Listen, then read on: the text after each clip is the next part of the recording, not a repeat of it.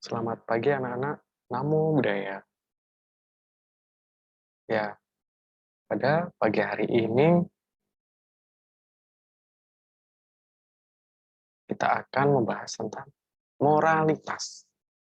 Namun sebelum pembelajaran dimulai, alangkah baiknya kita semua untuk melakukan doa terlebih dahulu ya. Ya, mari kita bersikap anjali dan bernamaskara. Arahang sama sambuto bhagawa buddhang bhagawantang apiwateni. Swakato bhagavata dhammo dhammang namasami supatipanno bhagavato sawaka sanggo sanggang namami. Sabi sata bhavantu sukhita. Semoga semua makhluk hidup berbahagia. Satu, satu, satu. Ya, nah baik, agar nantinya kita semua dapat berkonsentrasi dengan baik, ataupun pembelajaran dapat tersampaikan dengan baik, kita melakukan meditasi sejenak ya, untuk berkonsentrasi. Ya, baik. Mari kita merelakan sejenak agar kita nanti dalam pembelajaran dapat bermanfaat dan dapat terlaksana. Nah, mari kita melakukan meditasi sejenak. Meditasi, kita mulai.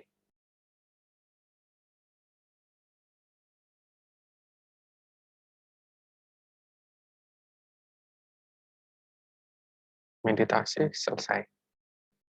Nah, apa kabar anak-anak pada pagi hari ini? Sangat luar biasa, ya. Nah, pada kesempatan pagi hari ini, Bapak akan menyampaikan tentang moralitas. Ada yang tahu moralitas itu apa? Nah, namun sebelum melangkah lebih jauh tentang moralitas, kita simak terlebih dahulu. Nah, moralitas di sini dapat diartikan cara yang baik ataupun cara yang tidak baik. Nah, di sini ada dua pilihan. Kita melakukan kebaikan atau kita melakukan keburukan. Nah, lanjut. Nah, namun fenomena yang terjadi di lingkungan sekitar kita masih banyak kemerosotan moralitas. Yang pertama, ucapan kasar yang makin membudaya. Nah, banyak sekali ucapan kasar kepada kita ataupun di lingkungan sekitar. Entah itu marah-marah, entah itu misalkan ada perselisihan. Nah, kemudian yang kedua tentang moralitas yang semakin menurun, terjadinya banyak sekali kekerasan yang ada di sekitar. Contohnya pembegalan, kemudian perampokan, dan penjabretan yang ada di sekitar kita. Nah, ini menunjukkan menurunnya moralitas seseorang. Nah, selanjutnya, mencari nafkah dengan cara yang tidak baik, tidak benar. Nah, di sini Bapak mengambil contoh tentang etika bekerja. Nah, apalagi di Indonesia ini masih banyak sekali yang melakukan korupsi. Banyak sekali korupsi. Nah, ini namanya mencari nafkah dengan cara tidak benar. Ya, ini merupakan kemerosotan moralitas yang ada di sekitar kita. Nah, bagaimana anak-anak? Lanjut. Nah, moralitas itu sendiri dalam agama Buddha ataupun dalam Buddhisme dikenal dengan istilah sila. Sila itu sendiri mencakup tentang semua perilaku dan sifat-sifat baik yang termasuk dalam ajaran moral serta etika dalam agama Buddha. Sila itu dapat sebagai sifat, karakter, watak, ataupun kebiasaan seseorang. Kemudian, sila juga sebagai latihan moral. Dalam Buddhisme itu ada 5 Pancasila Buddhis. Yang pertama, tidak membunuh, kemudian tidak mencuri, tidak berdusta, tidak berzina, tidak makan dan minum barang yang dapat melemahkan kesadaran seseorang. Ini merupakan latihan moral ataupun 5 latihan silat sebagai umat awam. Bagaimana bisa dimengerti anak-anak? Nah, kemudian Bapak lanjutkan. Nah, sila dalam jalan mulia berunsur 8. Ada pikiran benar, pikiran harus benar, ucapannya benar, perbuatan yang dilakukan harus benar, kemudian mata pencaharian benar, daya upayanya benar, perhatian benar, kemudian konsentrasi benar, dan pengertian benar. Nah, kedelapan ini terbagi menjadi 3. Sila itu moralitas, samadhi itu konsentrasi, terkonsentrasi, dan banyak yaitu tentang kebijaksanaan. Nah, mengenal sila dalam jalan mulia berunsur 8 itu merupakan sebagai sikap mental seseorang yang terwujud dalam 3 aspek. Yang pertama, ucapan benar atau sama waca, kemudian perbuatan benar, ya sama kamanta, dan penghidupan benar, yaitu sama ajiwa. Nah, ketiga aspek ini akan menjadi sebuah moralitas yang akan kita laksanakan. Nah, selanjutnya nih, nah, yang ucapan benar. Ucapan yang benar adalah ucapan yang tidak didasari oleh keserakahan, kemudian kebencian batin, dan kebodohan batin. Nah, ada ciri-ciri tentang ucapan yang benar. Yang pertama, jujur. Ya, jujur di sini adalah tidak suka bohong. Ya, tidak suka bohong. Yang kedua tentang mendamaikan. Misalkan ada perselisihan teman kalian nih di sekolah. Nah, kalian harus bisa mendamaikan. Jangan malah memprovokasi, itu tidak baik. Sopan. Nah, sopan di sini adalah mempunyai tingkah laku, tutur kata yang sopan kepada orang yang lebih tua. Dan yang keempat, membawa manfaat. Ya, membawa manfaat di sini adalah membawa manfaat yang baik-baik untuk orang lain. Tidak hanya untuk diri kita sendiri, tapi untuk orang lain juga. Mengerti, anak-anak? Nah, dapat Bapak lanjutkan.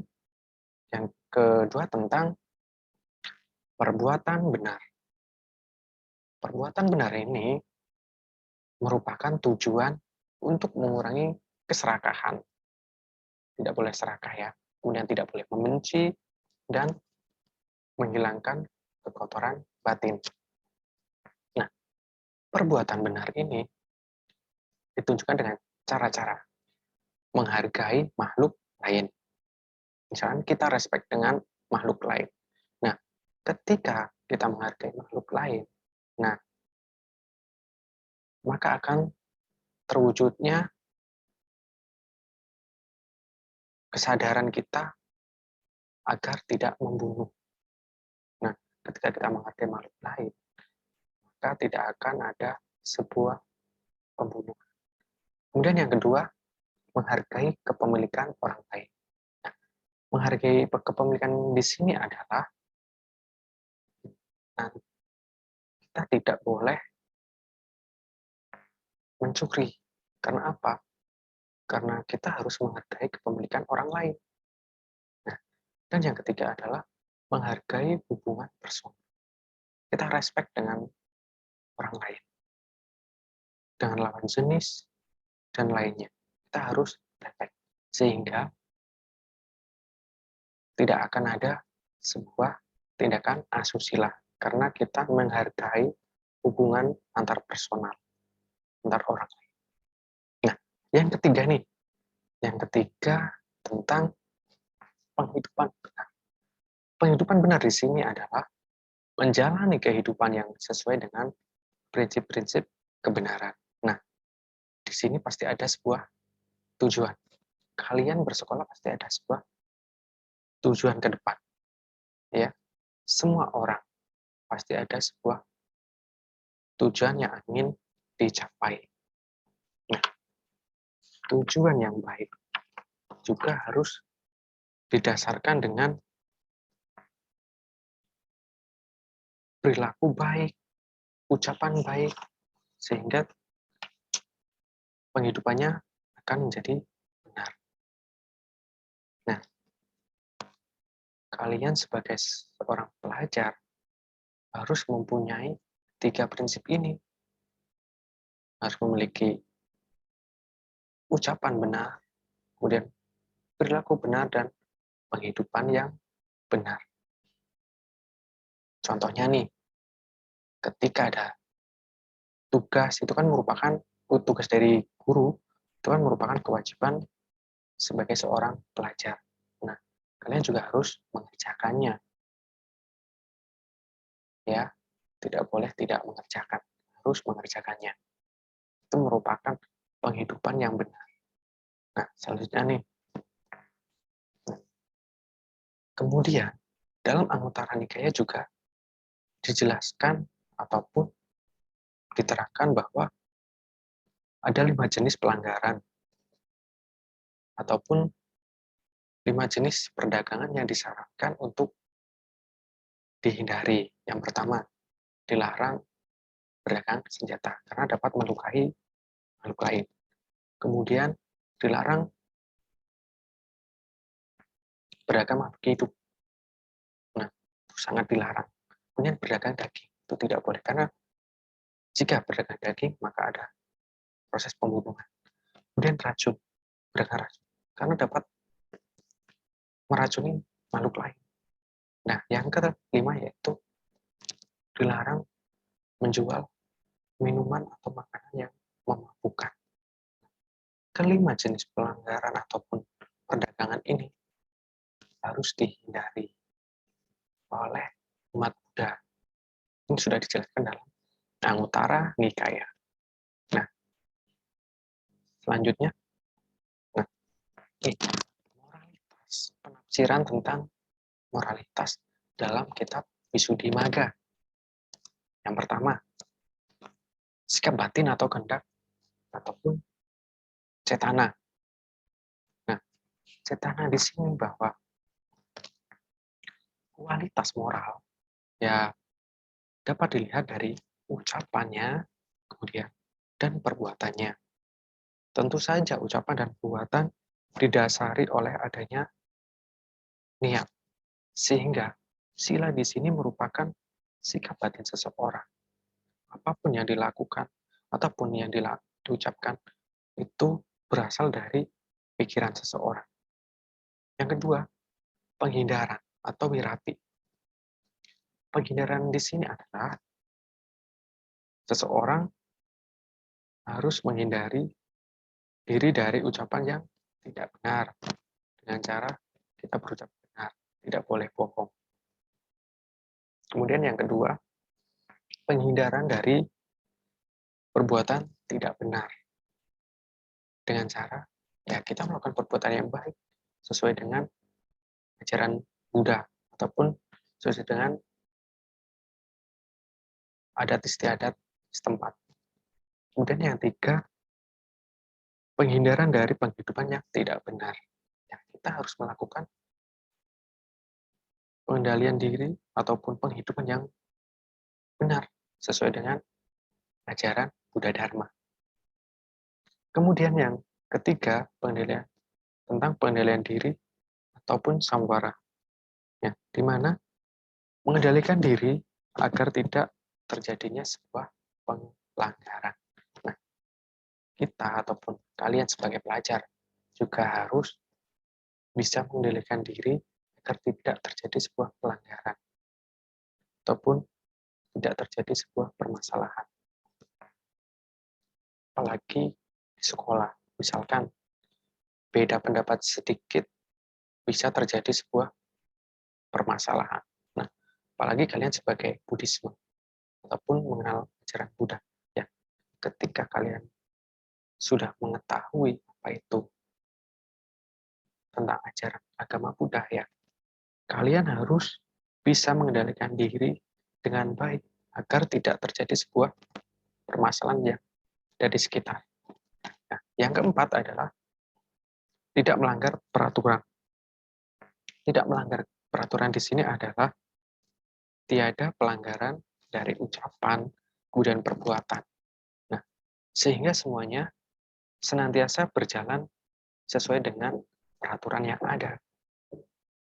Nah, sebisa mungkin tidak ada terjadi sebuah pelanggaran. Kemudian, bisa Bapak lanjut? Gimana anak-anak? Sudah paham? Ya, baik, Bapak lanjut ya. Nah, kemudian kita semua harus memiliki diri dan otapa. Diri itu sendiri yaitu malu untuk berbuat jahat. Apa anak-anak? Malu untuk berbuat jahat. Kita memiliki rasa malu ketika kita melakukan perbuatan tidak baik. Ketika kita melakukan perbuatan tidak puji, kita merasa malu. Sehingga nantinya otapa akan kita kembangkan. Otapa itu sendiri bahwa takut terhadap akibat perbuatan jahat. Ya, ketika kita merasa malu untuk melakukan perbuatan tidak terpuji, dan kita tahu akan akibat jika kita melakukan perbuatan tidak terpuji. Nah, misalkan nih, kita melakukan ataupun ada orang yang mencuri. Nah, akibatnya apa? Bisa dihakimi massa, kemudian bisa dipenjarakan. Nah, ketika seseorang ataupun setiap manusia memiliki rasa malu untuk melakukan perbuatan yang jahat dan takut akan melakukan perbuatan yang jahat, nah, diharapkan maka moralitas manusia ataupun moralitas setiap orang akan lebih baik dan tidak ada terjadi sebuah tindak kekerasan. Karena apa? Karena setiap orang memiliki rasa malu dan takut untuk melakukan perbuatan jahat. Nah, ketika dua ini diterapkan dalam diri masing-masing, ya, bisa menjadikan tidak ada sebuah pelanggaran ataupun tindak kekerasan. Nah, saya lanjutkan.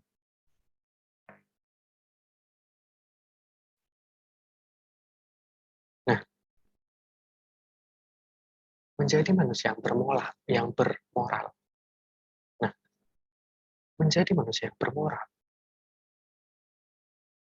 yaitu yang pertama, kita harus melakukan pelatihan sila ataupun praktik tentang moralitas itu sendiri yang telah Bapak tadi jelaskan. Itu tentang Pancasila Buddhis juga harus dimengerti dan diterapkan dalam kehidupan sehari-hari, pikiran, ucapan, dan perbuatan harus sesuai dengan aturan yang ada. Kemudian, jika pengetahuan tentang sila ini juga tidak hanya sebagai teori saja, melainkan harus dilaksanakan dalam kehidupan sehari-hari. Harus dilaksanakan ataupun harus dipraktekkan dalam kehidupan sehari-hari ya. Nah, menjadi manusia yang bermoral harus kita latih sejak dini. Karena apa? Karena moral atau pelatihan sila merupakan sebuah kebiasaan yang akhirnya akan menjadi sebuah watak dan karakter seseorang. Nah, itu sangat penting, maka harus dilaksanakan sejak dini, harus dilatih sejak dini, agar menjadi sebuah kebiasaan dan agar menjadi sebuah karakter kepribadian setiap manusia. Nah, kemudian sebagai manusia kita juga harus memperlakukan orang lain dengan moralitas yang baik. Misalkan ketika kita ingin dilayani dengan baik ataupun kita ingin dihargai, maka kita juga harus menghargai orang lain. Tidak hanya kita menginginkan untuk dihargai, tapi kita tidak menghargai orang lain, ya kita tidak mungkin dihargai. Kita sebisa mungkin harus bisa menghargai orang lain, maka akan ada timbal balik. Seperti itu.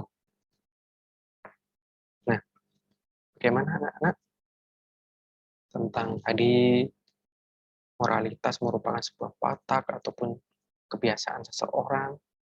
Nah, dan moralitas itu sendiri juga harus dilatih sejak dini, sejak kecil, agar mempunyai sopan santun. Kemudian juga kalian sebagai pelajar harus mempraktekannya di dalam kehidupan sehari-hari, kehidupan bermasyarakat, ataupun dalam lingkungan sekolah. Baik itu dari ucapan, kemudian perbuatan, dan penghidupan. Ucapannya harus baik, kemudian perbuatan yang baik, dan penghidupannya juga harus baik. Nah, itulah pembelajaran pada pagi hari ini, dan mari kalian renungkan apakah kalian sudah melakukan ataupun udah mengucapkan perbuatan baik dan melakukan perbuatan baik dan melakukan penghidupan yang baik di lingkungan keluarga ataupun di sekolah. Kalian harus praktekkan. Nah, ini pembelajaran pada hari ini. Nah, semoga kalian dapat mempraktekannya, dan sebagai pelajar harus mempunyai tujuan yang baik. Dari tujuan yang baik ini juga harus didorong oleh ucapan, pikiran, dan perbuatan juga baik. Nah, itu sedikit penyampaian materi dari Bapak. Untuk selanjutnya, mari kita tutup ataupun pembelajaran pada pagi hari ini kita tutup dengan membacakan nama Karatata. Mari kita bersikap anjali.